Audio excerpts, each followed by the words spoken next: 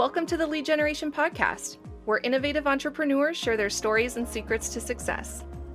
It's time to take your digital marketing to the next level with your host, Bob Sparkins.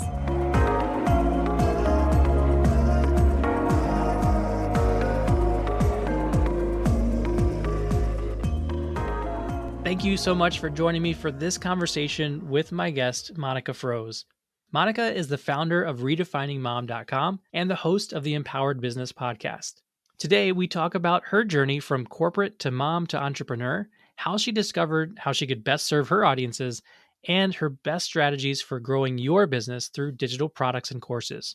Be sure to get even more value from this episode by visiting the show notes at leadpages.com/podcast. The show notes include the resources we discuss in this episode and the transcripts. Now, let's jump into the conversation. Monica, thank you so much for joining me for this episode of The Lead Generation. It's great to connect with you today. Yeah, I'm happy to be here. Awesome. So I would love to know, number one, where are you connecting from today? And my favorite first question is, how are the lives of the people that you serve transformed by your business activities?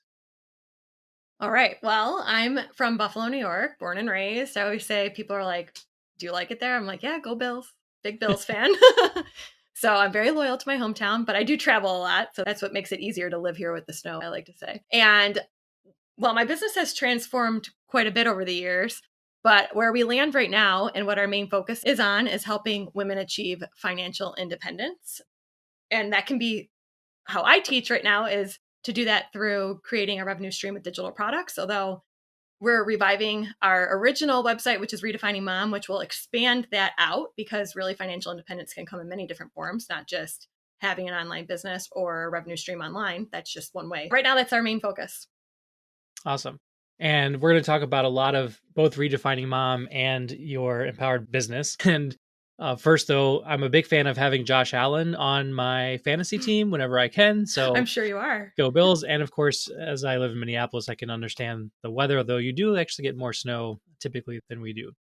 But I digress. We're like the snow capital of the country, and people find that weird that I like being here. And I've never skied either. That's the other thing. But Now, as we discuss your journey, one of the things that I loved reading about on the case study that we did on the Leadpages blog is a bit about how you went from where you were to where you're going. So for those that are listening, please do check out the show notes. We have a more expanded version of Monica's story, but I want to get a couple highlights into this episode before we talk about some of the nitty-gritty entrepreneurial tips. Your entrepreneurial life took a bit of a turn around the pregnancy of your daughter. So tell us first, though, before that all happened, what was your career looking like? Because you weren't originally an entrepreneur. I wasn't. I definitely always had the entrepreneurial spirit. I always say I was never meant to be controlled by anyone. But I was a good Catholic schoolgirl who fell in line and followed all the rules. So I knew how to follow the rules, even if I didn't like following the rules. This is what I like to say. And so my dad told me when I was a kid, don't be an accountant. But then I ended up getting my MBA in finance. So I spent 11 years in tech, and tech is a very male-dominated industry. And I loved what I did in tech. I didn't like the politics of tech. I think I was good at what I did. So I ran really large marketing campaigns for brands like Microsoft and HP. So I always had a very good pulse on return on investment and understanding like the money and how to build a business. Because it was essentially having like your own little business within inside of a business is what I did, running those campaigns. So I did that for 11 years. I had my daughter 7 years into my career. So I stayed in corporate for 4 years after, but it was a very difficult ride. It's when I realized that being a working mom is not necessarily all it's cracked up to be. Yeah, I can imagine, but I can't imagine, obviously, because I don't have the opportunity to have children physically, but I do have 2 kids and understand that a little bit. But I would love for you to share just a little bit about the challenges that you did face after the birth of your daughter. I know that you had and share and discuss frequently postpartum challenges that you faced and how it shifted for you. So what was it like? What did you face? This is why Redefining Mom was born. And actually, I always say the name, like at the time, I had no intention behind the name, but it actually turned out to be a really great name to trademark because I can redefine myself all the time if I want. So at the time, like I said, I've always had a mouth and always said it like it was. So naturally, after I had my daughter and I realized all of the stuff that I never really thought about before, like the lack of maternity leave, I almost died giving birth. I was in labor for 72 hours and I had very bad postpartum PTSD due to birth trauma. Anywhere else in the world, by the way, they would call that violence against a mother. But here we call it birth trauma, almost like putting the onus on the fact that they almost killed me on the table back on me when it wasn't my fault. And processing that with being in corporate and my career taking off at the same time, it was a lot. And I was in a very dark place. So I took to the internet and I thought, well, I'm just going to talk about this on my blog, which I treat it more like an open diary because that's what blogs were in like the first half of like early 2000s when it was an open diary essentially. And that's how I treated it. But unbeknownst to me, my story resonated with a lot of people and it got me invited to the White House. I met President Obama and he challenged me to do something bigger. He actually called me a Spitfire and said, what are you going to do about it? And I looked at him and said, what do you mean, what am I going to do about it? What are you going to do about it? And I'm like, you're the leader of the free world. And he's, no, how are you going to make an impact on this? And the more I thought about it, I was like, I can't make an impact from the seat in corporate. I think you can do a lot of change inside of an organization. You can be a change leader inside of an organization. That wasn't my calling. I think I was always meant to do something bigger. And that's when Redefining Mom took a life of its own and it became an actual business. I quit 8 months after that. And that's also when I found digital products, though I didn't realize they were digital products at the time because no one really called them that. That was in 2016. And really, it's just been a windy journey since then of a lot of reinvention along the way, redefining, which is, like I said, a great trademark. And then I ended up getting into, because I have such a strong business background with my MBA and everything and really enjoy numbers, that's how I got into teaching women how to do what I do. Because the whole basis of Redefining Mom was, hey, I had a very strong conservative influence in my life that was telling me being a stay-at-home mom was like the only way to be. And I'm like, but I want to work. Like, I'm good at what I do. And I truly believe that you don't have to choose one over the other. That's really where it got started. And having an online business gives me the type of freedom I could never have gotten in corporate. And so I became really passionate with helping other moms, particularly, find that balance that we're told we can't have both. And you can. I think you can. Yeah. Well, I, for one, congratulate you on your journey. There's a lot more nitty gritty stuff that's in this journey that you've had. I do want to mention that you're now the second guest of the lead generation who's advised a president, and specifically President Obama, but Ramon Ray back a few episodes earlier in this series was able to do the same with YouTube. But obviously the maternity leave policies of our country can always improve. And I'm glad that you had the opportunity at that time of our nation's history. Hopefully we'll continue to improve because we do have a long way to go. We do. That could be a completely different podcast episode, right? Yes. I imagine that, well, actually, I have a question to follow up with you around the journey that you had from starting Redefining Mom and then leaping into that full time. So was there other than this call to action by President Obama, was there anything that actually let you have the enough confidence to take the risk to say, no more corporate, I'm going to do this full time? Well, funny. So I always put on this shirt that I'm wearing, which for anyone listening, it says audio, it's I don't do failure. And just recently I realized this is my motto, but it has followed me in everything I do, which is when I decided I was going to quit my job, I think I made $50 that month in the business. And by the way, we relied on my income. It wasn't like I didn't pay bills. I paid bills in the house. I just had a very strong sense of knowing that I was going to make something out of it. And I just knew failure just wasn't an option for me. I always say we all fail. We learn lessons from failure, but like ultimate failure, like it not working was not going to happen. So what ended up happening, actually, I watched a webinar with you back in the day. I was still in corporate when I watched it, actually, because I had 2 work from home days. And I remember on my lunch break, I watched your Leadpages webinar because where I struggled was because my background's in marketing in corporate, I knew all the things I had to do. I understood that blogging, if I was going to make money, was actually content marketing. It was meant to attract people to me, but it was what I did with people once they got to me that mattered. So what mattered? Well, I needed to own a relationship with them, email marketing, and I needed to sell them something. So I had to figure out what I was going to sell in my business. But where I struggled initially was WordPress and me did not get along, so much so that my husband banned me from working on my website after 10 p.m. at night because I would break things and then get very upset. First hire I ever had, still to this day, as my friend Grayson, he does my tech because I get super angry when things break. I'm like, it's bad. And I'm like, how am I ever, if I cannot make small changes to my website when I need to make them on the fly. And I am like a typical entrepreneur. It's like right now, like I'm not talking about yesterday. I'm talking about right now. And so Leadpages, at the time, this was before drag and drop. Thankfully, you have drag and drop now, but the OG software of Leadpages is the first thing I used that I could get. And here's the other thing too about it. It was like, there's no distractions here. You go to I can't stand display ads. It's like one of my things that I get on bloggers about because I think it's very limiting. I could go on forever about that. But a blog post has a lot of distractions on a website. There's menus, there's sidebars, there's a lot of things to detract attention from an action that you want someone to take. And the thing about Leadpages with my marketing brain that just clicked for me was, okay, they're going to come to this page and there's nothing else to do but the action that I'm asking them to take, period. That's it. And I'm like, that's what I need. Plus I could update it on the fly without having to engage Grayson at 11 p.m. It was just, that's actually when I realized that I was having all this momentum on my site because people were interested just naturally in what I was saying. But then I couldn't talk to them after that. They would read the one article and that was it. It was like, well, I need an ongoing communication with these people. And so it just was a very natural flow that when I decided to quit my corporate job, I went. And when people say, what's the one thing you did? The one thing I did, I cared about nothing else but growing my email list. For like 5 solid months, it was, how am I going to own this relationship? Then quickly I learned, ooh, now I have to have something to sell. That's the gap we're going to miss here if I plan on replacing my paycheck. And that's when I launched my first digital product, which was a spreadsheet. And it was a family budget spreadsheet that solved the need of my readers at the time, which was, hey, I want to also quit my job and do this thing, but I need to pay the bills. So how do we do this? I'm like, well, you need a budget. That's actually the very first thing we did as a family was we sat down and made a budget, which I hate that word, by the way, because I'm a spender. I'd rather make more money to keep spending.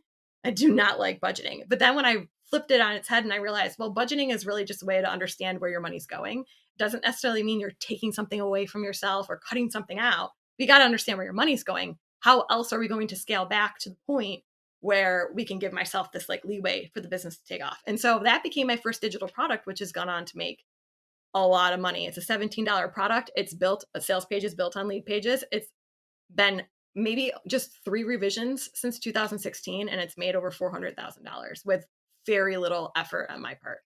Yeah, that's amazing. I was going to ask you a little bit about that, but I appreciate you already jumping into it because essentially that's a full-time income for a lot of people just from one spreadsheet with some minor revisions. And you're not sitting on the computer waiting for somebody to buy it for you to send it, right? You have the systems in place to sell it, to deliver it, communicate. You can never work again. And that's still bringing in money, probably on a little diminishing return over time, but it's still doing well for itself. So congratulations about that. But more importantly, I'd love to know just a tip about budgeting that you help the moms you serve understand about their home finances so that they can get their head around it a little bit better and really take that control and confidently manage their house better, manage their home better. Yeah. So I would say the basis of, and I kept the name simple. It's the family budget spreadsheet. It's quite literal. The real impetus behind it is many people don't understand what their cash flow in their family looks like projected out. So if you're trying to make this move where you're going to lose your income over here and your income, if you're moving into doing your own thing, it's going to ramp up on the slower side. You need to know highs and lows. Okay, optimistically, we hope to make this, but what if we make that? How do you project that out and understand where you're going to end up 12 months down the road? That was like the single biggest hang up that my audience was having was, okay, I could probably white knuckle it for a month or two, but if I'm not at the same level I was in corporate at the end of that, then we're in deep trouble. So what does that look like? So the whole basis is projecting out, understanding your family cash flow more. And it has typical budget elements like where the money's going and all that. It's like typical things that you would think of a budget, but the projections and the estimations of your cash flow was probably the biggest thing that attracted people to it. Yeah, and I think it's really important for people to have that sense of destination, right? Not just circumstance. And it sounds like that's what this particular spreadsheet does for your audience, which I think is amazing. And I still use it to this day. I've used it since my daughter was a year old. She's almost 10. And I pay the bills based on my husband's paycheck schedule. And I open it up twice a month and I still do my own projections. And I think it's fairly easy to use once you get into it. One of the things I've discovered in my entrepreneurial journey is I have a knack, and I think this is what makes me a good teacher and how I ended up in the B2B world with helping other women do this.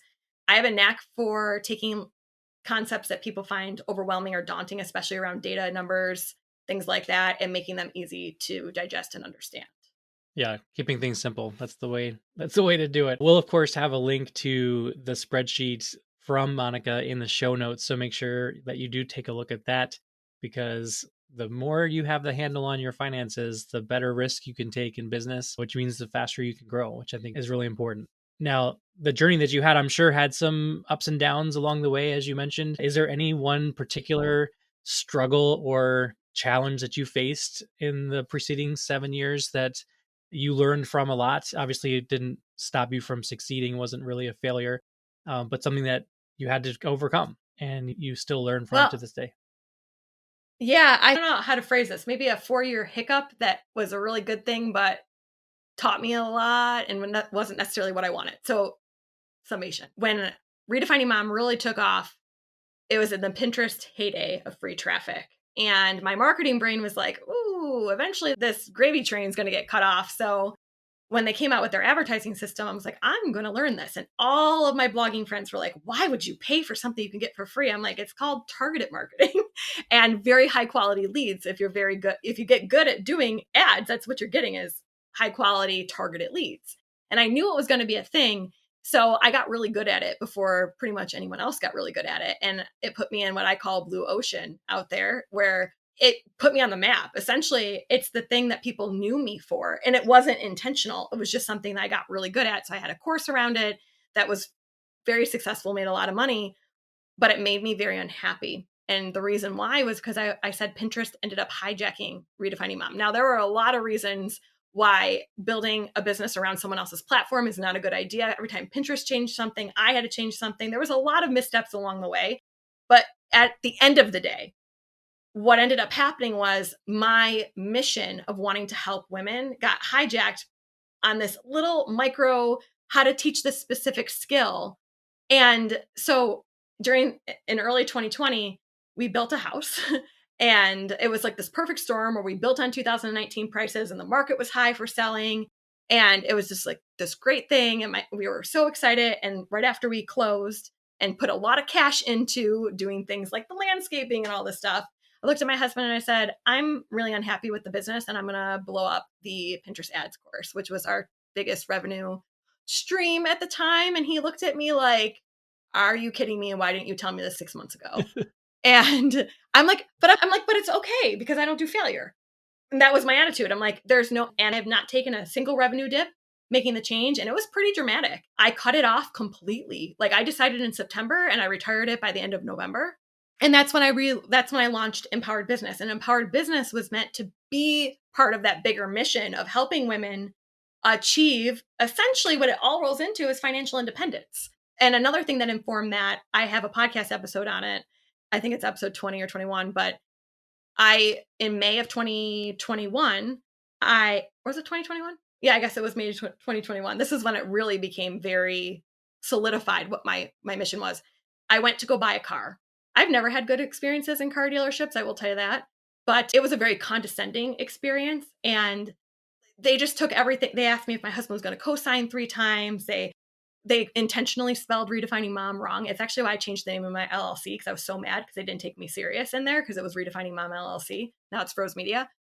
But it was a very condescending experience. And I thought, wait a minute. Every woman needs to be able to walk into a car dealership and buy her own car. Like, period. I don't care if you're married. I don't care if you're single. Everyone who's an adult needs to have the ability to take care of themselves. And that really set me on this mission of how to make that happen. Yeah, I'm glad that you're doing what you're doing because we do live in a world where, unfortunately, that kind of stuff still goes down. It does. And not very cool. Hey, it's Laura from the Leadpages team. Has this episode inspired you to ramp up your online marketing? Well, you're in luck because we have a special offer for our podcast listeners that will help you make your dream a reality. Get 30% off Leadpages when you start your free trial today. Build high-converting websites and landing pages, promote your special offers with pop-ups and alert bars, and track your results with in-depth analytics.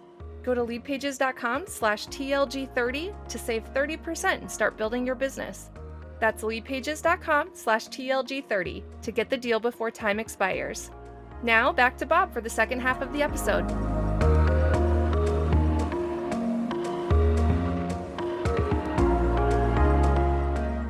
I would love to switch gears now and discuss a little bit more around your entrepreneurial zone of genius, which is creating digital courses.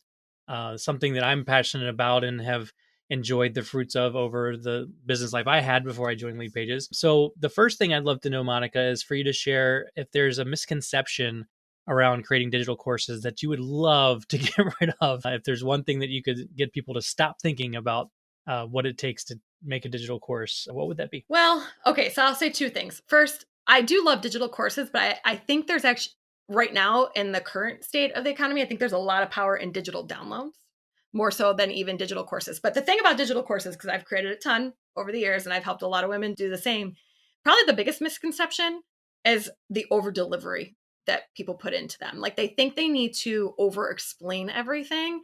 And I truly think at the core basis, you said it earlier, simpler is better. I'm guilty of that. Wanting to feel, I always say it's like putting in the kitchen sink. It's like, I'm going to throw because you feel like you have to create the value in there. But the real value of a course is getting someone from point A to point B in the most efficient way possible. And usually that means less, not more. And that's where I think a lot of people go wrong with online courses out there. And I think the successful ones are really good at keeping you on that linear path.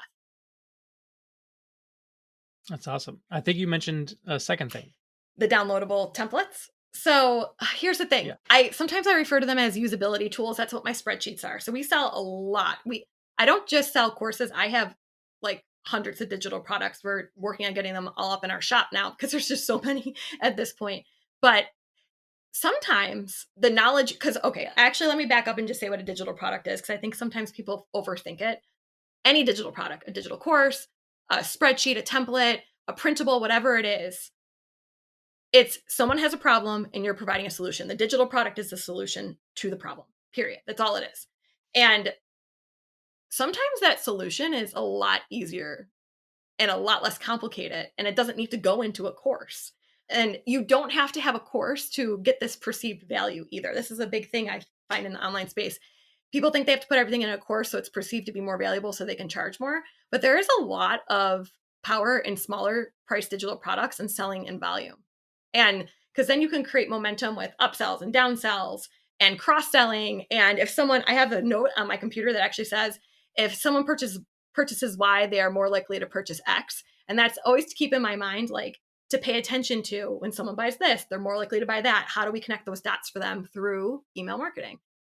So I just think there's a lot of power in the smaller downloadable, getting people quick wins essentially is how I see them. And I think they're easier to bite off when you're getting started. So a lot of my students, if they come in wanting to create a course, they get overwhelmed by it very fast. There's so much to learn, just doing video and PDF supplements, and there's just a lot of moving parts. So just boil down your knowledge to start easy. And sometimes that's just providing something like a template, like the family budget spreadsheet, something you use in your everyday life. I tell my students that all the time. What is something that makes your life easier? Start there.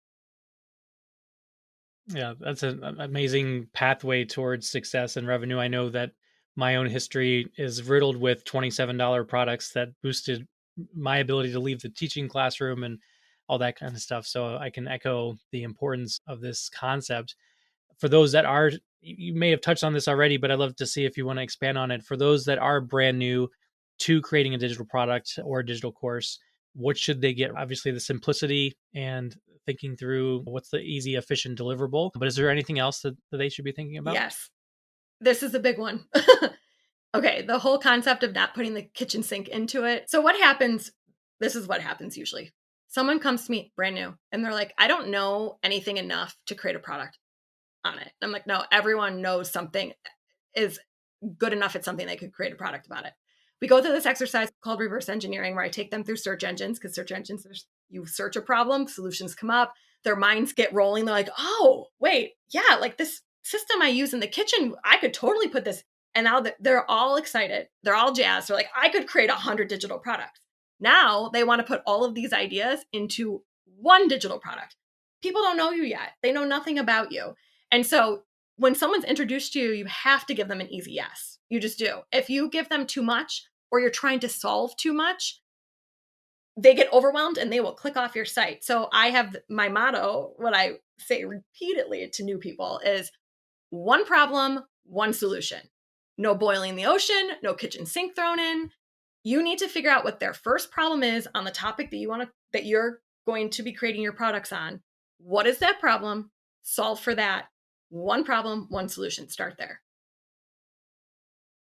That's awesome. One of the things I love to help people with along those lines too is your first product is not your last product. That was something that I had to teach myself so that I didn't feel like I had to dump the kitchen sink in, because I would have another opportunity in order to fulfill whatever other aspects of a solution could be presented. So this one problem, one solution is super perfect, and I think it's really something to adopt. Yeah. And part of that learning, I always feel like you always want to learn from a teacher who went before you, made the mistakes, and then part of learning from people online, in my opinion, is you're learning from their mistakes. What would they have done different?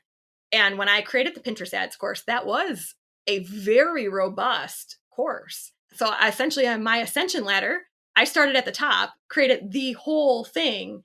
And then one day I was like, oh, this is overwhelming to people. You had to be at a certain level in order to even get to the point where you could really benefit from all of the information I put in there.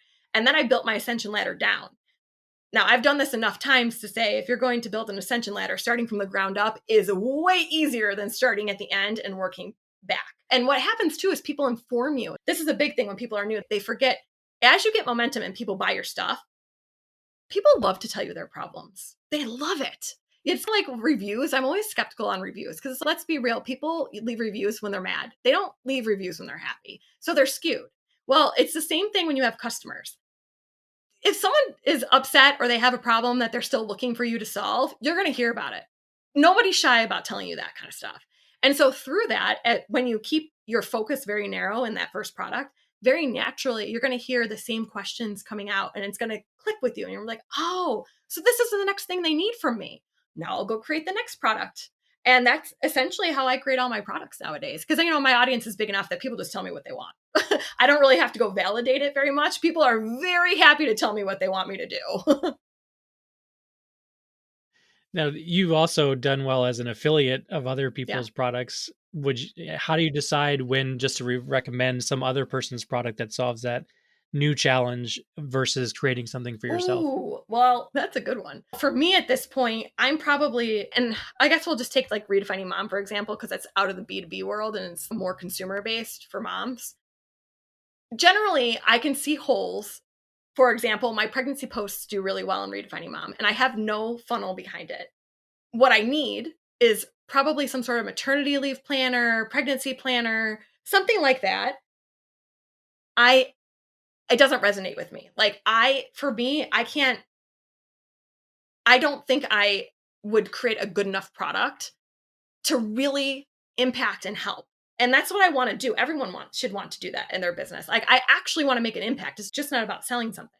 So in that case, I would outsource it or partner with someone like an affiliate who has a better product than I know I could create. So if I do my due diligence on what's out there, and if someone has something that hits the nail on the head and would serve my audience and did it better than I know I can do it, I'm better off being an affiliate than trying to recreate the wheel on something that I'm not that confident I could do better.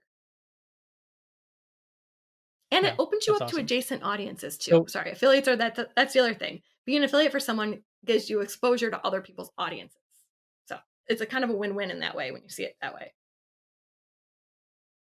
for sure.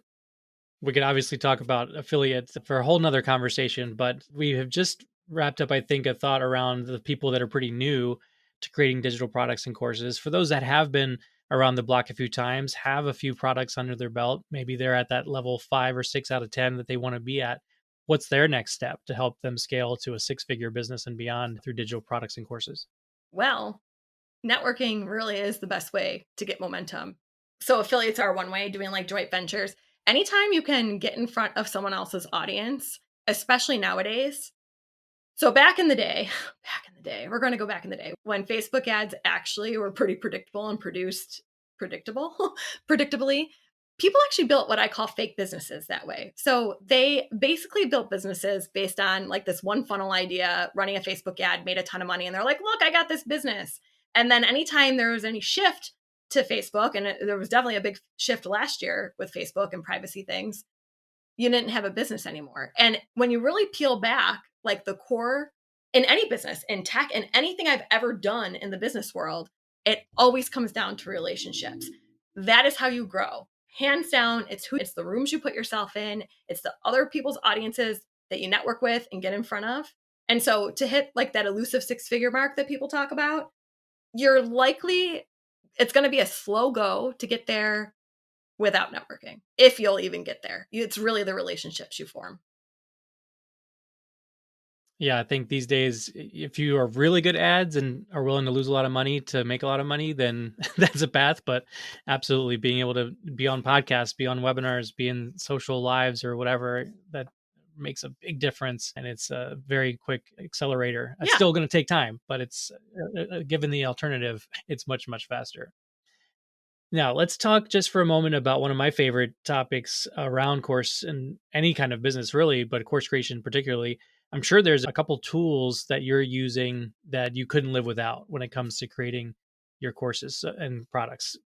What are a couple of those that you love to teach people Okay, about? so I'm obsessed with Loom for video recording. Makes everything easier because they have actually a lot of built-in tools now. They have captions that can auto-generate. You can easily clip your videos. You can download the videos. You can just share the link. You can also embed the videos. Loom is just amazing. It's easy to use. There's a desktop extension. There's a Chrome extension. So by far for recording and screen sharing, Loom is my favorite. Thrivecart is my favorite funnel builder checkout. It's drag and drop like Leadpages is for creating our sales pages and our opt-in pages, which makes life so much easier. So for me, it's Loom, Leadpages for selling and bringing in new leads, Thrivecart for closing the sale. In terms of creating digital products. So here's the thing, when I said like downloadable products, like printables, templates, Canva is free. Now, yes, the pro versions, honestly, I don't even know how much it is anymore, but it's not very expensive. You can create so many digital products inside of Canva. It's crazy. And then my spreadsheets that I create, we create using Google Sheets, which PS is free for you and the user. It's free, completely free software. And we have at this point probably like 20-ish spreadsheets that we sell. So you have to have a way to create the actual product itself. Gosh, and email service provider. You need that. Without that, you don't have email marketing, and we use ConvertKit for that. So I would say that's like our core software that we use. Awesome. Now, speaking of using Leadpages for your sales pages, I love the pages that you put together to sell your stuff. And I could just like break them down all day long around the sequence of what you're telling, the stories you're telling, the language, the copy, the images, all that stuff. You just really go to town on them. And I'm very excited to see them and know that you test them and know that they get really great results. But what I want to ask you about now, you alluded to a little bit earlier, and that is this value stacking that people often do. Sometimes they put in too much, sometimes they don't put in enough. And when I'm looking at something like your lab, which we'll link to, of course, in the show notes, you have multiple components. So I'm curious, what do you think are some must have things for those larger courses where you're trying to get that $500, $1,000 price point for the bigger course and experience? What are some of those components that you find people just seem like they can't live without and like they really salivate over when you put these into a course?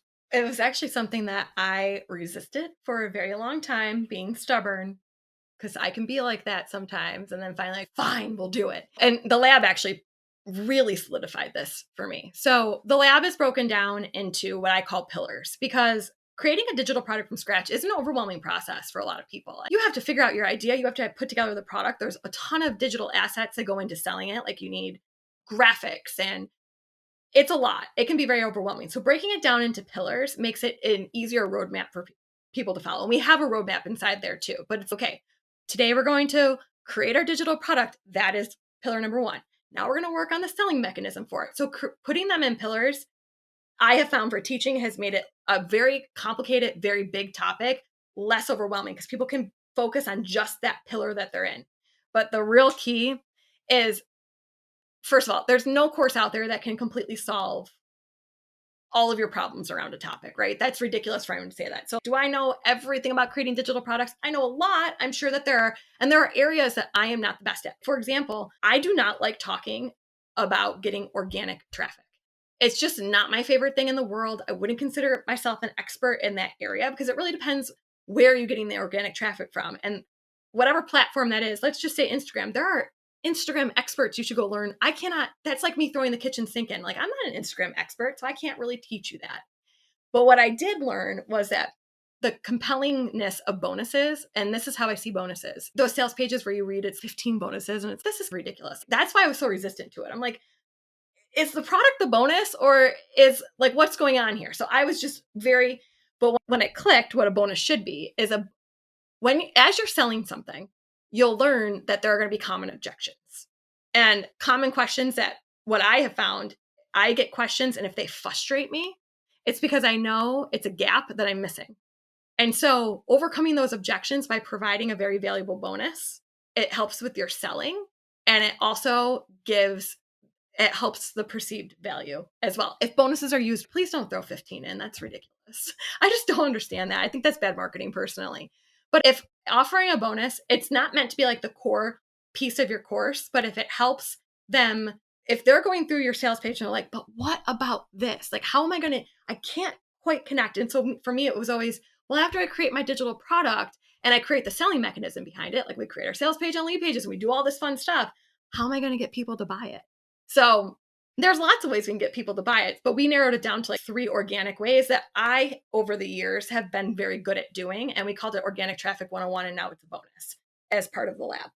After doing, 20, 25 webinars on this, when that was always a question of, but how am I going to get people to buy it once I'm done? Simple. You're going to use Organic Traffic 101, and it's a bonus to the course because it's not the thing. And for me, the reason I wanted it to be a bonus is because that was not the main part of what I'm teaching you in the lab. But if it's going to keep you from taking action and actually creating the digital product, then fine, I will give you what you need. But I don't want you to get distracted because you still need a good digital product first. That's really important. And I do find, just from a psychological perspective, if your bonus is something that they didn't find the value from, they don't refund because of that. Correct. They'll refund if they don't find value in the core course. But if the bonus was not their cup of tea, they won't have a problem with it. If it was part of your course and it's 1/3 of your course is this one thing that they didn't really enjoy, they're going to be like, you know what, this didn't work for me, I'm going to refund. I don't know if you found that to be the case, but that certainly is what I have seen. Yes, I will say for sure. And then also the bonus should not be required for them to be able to see success with the promise. So if providing these organic strategies helps them overcome an objection for creating the product, but that's not the promise. I am very clear, actually. I do not promise you will ever make a sale. I can't promise. That'd be ridiculous. That's false advertising. I can promise you that if you take my course, that I will give you all of the lessons I have learned over the years of creating a good, compelling digital product that people will want to buy. But I never promise you're going to find the people.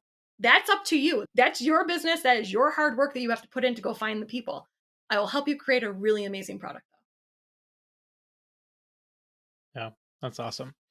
I have 2 quick questions remaining. The first of which is about where people can go to find out more about you. But before you tell us that link, I want to mention that one of my favorite ways that I see customers using Leadpages is with a page like what you're going to share, which is a place that a social profile, link in bio page, whatever, podcast episode, you're able to send people to this kind of page that lets people choose their own adventure. It's not a high converting landing page. That's not its purpose, right? Its purpose is to say, here's where you can find out more.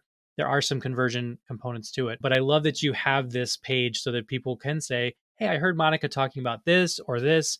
I am most interested though in this other thing. And you have this all on one page. So first of all, the link, please. And what about this page do you find works really well for your business? Okay. And this actually partially was born out of an idea that you gave me when you were on my podcast, by the way. The link is monicafroese.com/LP. So it's a unique link for this. And the brilliance of this is it's a lead page, but I can update it because I give unique links. It's a pretty link that I give out to the podcast I'm on. But that one page, I keep updated with whatever is going on in the business at the moment. So it's dynamic, essentially. If you listen to this episode a year after from now, that page will be updated for whatever I'm doing at that moment. And so it makes it, how many times I've been on hundreds of podcasts, I've given out links that are now dead, that don't end up being redirected, that aren't relevant to what I'm doing in the business. And so this was just a brilliant way, one centralized hub to send people And the reason it came up was because I did know, okay, so I clued in early on in because Instagram is a decent push for us. We use Instagram. That's where we really get to respond to our customers and stuff like that. The link in bio, I never really liked it. So I ended up building mine on Leadpages. So it's a lead page. It had all the buttons like a link in bio, but it was easy for me to swap out and I could track my metrics then.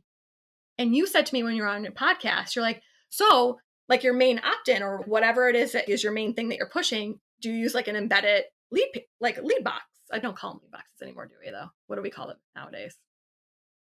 You're an OG. Okay. You can call it lead I box. still do. I can't help otherwise. it. And I was like, wait a minute.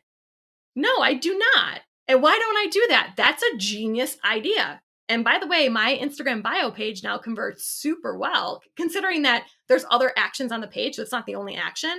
But when I like do Instagram stories leading to, hey, just go opt in on my bio and the form's right there to do so, it converts really well. And I was like, okay, now I'm on all these podcasts and there's lots of things I want people to know about me. Like we have a membership, we have a podcast. I want you to follow me on Instagram. If I'm doing a live training, hey, why don't you come to that? But I can't give you 4 calls to action at the end of a podcast, just like you don't want to give 4 calls to action on a page dedicated to get people to take an action. And so I was like, well, I'll just create a landing page that's dynamic that I can and easy to update because Leadpages lets you hide sections and unhide sections and duplicate things. So you can do it very easy. I just snap my fingers, which means very fast. And it's been great. So now all these podcasts I've been on for the last year-ish, all the people that are listening to those back episodes, when they're going to this page, it's always updated, whatever is the central call to action in my business. So like right now, if you go there, it would be a live training we're doing in a month. You could get my Instagram and I will direct you to my podcast because that's where you can, really get to know me better. And part of you finding me on this podcast would be, I want you to get to know me better because we don't really know each other yet. But if you are interested in exploring a relationship with me, where would I want you to go? Yeah, and your podcast is really good. Episode 24, particularly I like. No, I'm just kidding. That Yes. is the one that you and I had a chance to do, and I would encourage people to listen to all the episodes Monica does because they are fantastic, and you have some really great guests, but you also do your own shows several times, so you get a lot of good strategies for growing a business. So as we wrap up, Monica, I would love for you to share if there's a specific mantra or quote that fuels you. I don't do failure on your shirt is one of them, obviously. Is there anything else that just clicks in your head whenever you get stuck or you want to take that next action in your business? I would say the biggest one is definitely I don't do failure. We also have shirts that say I am empowered. So it depends on probably my mood for which one comes up. And then the other one, I have to say I have a mug behind me that says it. It says Mom Guilt and it's X'd out. And that's a big one because I have a nanny when I'm sitting at this desk recording this podcast. I have a nanny and that's how I get my work time in. And there can be a lot of guilt that goes on about that. And I just always use this as a reminder that I'm doing this to show them that really as women, because I have 2 girls, that we can do anything that we set our minds to. And that means also that I don't need to be at their beck and call 24/7. So no mom guilt. That's awesome. Thank you so much, Monica, for sharing your story and wisdom, entrepreneurial tips, and all the rest in between during this episode. Really appreciate your time and your great wisdom. Yeah, thanks so much for having me. That's a wrap for this episode of the Lead Generation Podcast from Leadpages. Take a moment now to subscribe to the show so you don't miss a single episode. Then head over to leadpages.com/podcast for show notes, bonus resources, and more ways to elevate your business. Thanks for listening.